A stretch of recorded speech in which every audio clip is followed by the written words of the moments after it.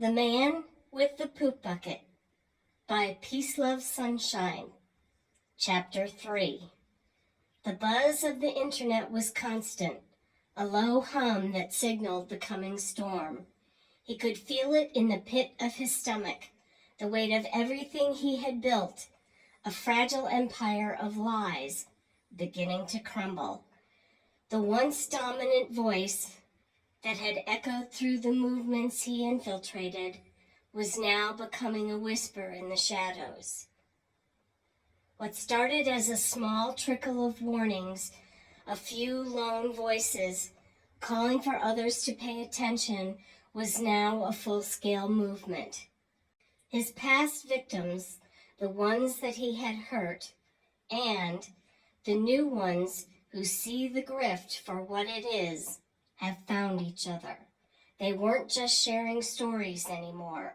They were working together, organizing, collaborating, fighting back. They weren't just talking to each other. Their voices were reaching all the communities he wormed his way into. They were going after his credibility, picking apart his lies, pointing out the patterns. They were flooding forums, social media pages, and protest groups with the truth about him. They were warning others to stay away before he could sink his claws in. The thing that terrified him most was that they were winning. His usual tactics of deflection and manipulation no longer had the same power.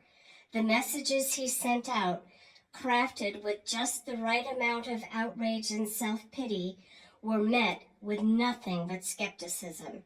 He could feel the distrust growing. People were starting to ask questions, and, more than that, they were digging for answers. The things from the past, the things he thought he had buried deep enough to be forgotten, were rising to the surface. They were going for his next victims before he could get to them. On his phone, the hashtags were #GrifterAlert, #FakeAlly, #ExposeTheGrift, #MovementsBeware. All of them had taken on a life of their own. They were popping up in the very spaces he had once dominated. Messages flooding the feeds of new protesters, activists, and people looking for a cause.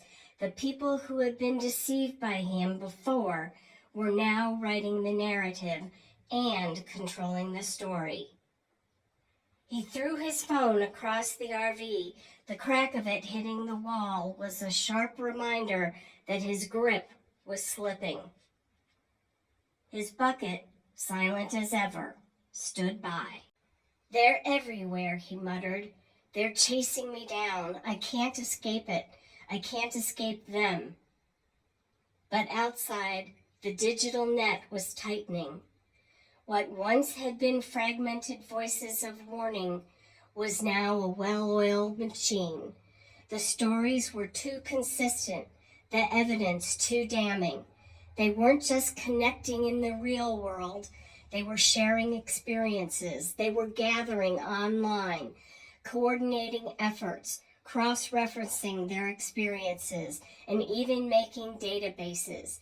They had created an entire digital presence dedicated to exposing him. His social media profiles were being flooded with messages calling out his lies, with new users tagging others to warn them. They were targeting the groups he had tried to infiltrate, cutting off his access to new victims before he could make his move.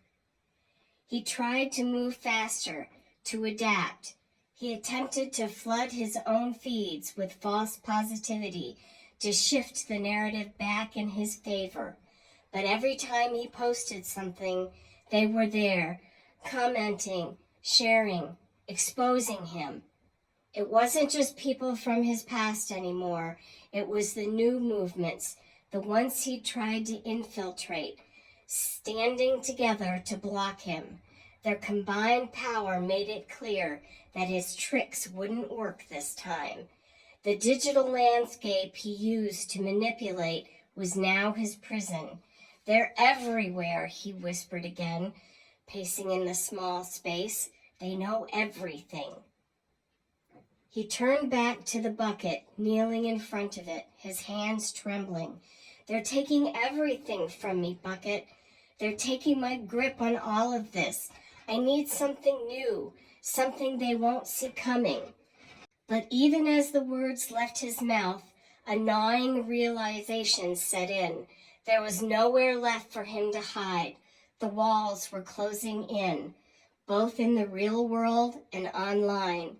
His past, the people he had hurt, had finally caught up with him, and they were using the very tools he had once wielded against them. The bucket remained silent, offering no comfort, no words of reassurance. For the first time, the man with the poop bucket felt a flicker of doubt. Would this be the end of his grift, or would he find one last way to turn the tide, just like he always had? The walls of the RV felt like they were shrinking and closing in around him. He hadn't left in days, hadn't eaten much either. His face was gaunt, his eyes shrunken from lack of sleep. His court date was looming, only days away, and for the first time in his life, he wasn't in control of the narrative. The internet was against him. The movements he had infiltrated were against him. His own past was against him. But he still had one thing left, his voice. He was going to use it. He hit the Go Live button for the 4th time that day. The screen flickered to life, and there he was, wild-eyed, disheveled, and the anger barely concealed beneath his forced smirk.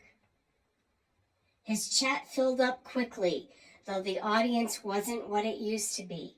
Some were still loyal, still desperate to believe him, but the others, they were there to watch him unravel. "This is war," he yelled into the camera, slamming his hand on the table. "These people, they want to destroy me.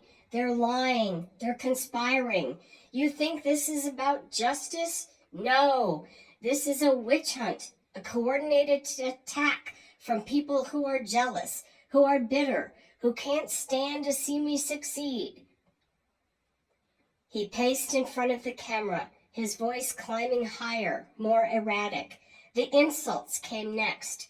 One by one, he picked apart the names of those who had exposed him, launching personal attacks, wild accusations. "This one, yeah, you know who you are. Criminal, Scientology plant, drug addict. I have proof. I have receipts." He held up a piece of paper, but it was blank. He hadn't expected anyone to actually look. His chat was shifting. Some were hyping him up, feeding his delusions, but others were calling him out in real time. "Show the proof. You're losing it. Dude, just take accountability." His breath came fast. He wasn't used to this. He wasn't used to being doubted this much. He leaned into the screen, voice lowering to a dangerous growl. "I see you," he hissed. "All of you. You think you're safe? You think you can just lie about me and get away with it? No, I'm not going down. I will bury you." Another slam of the desk. His hands shook, his face red. The bucket sat in the corner watching. The past had come for him. The internet had turned against him. Reality was closing in. He was running out of time.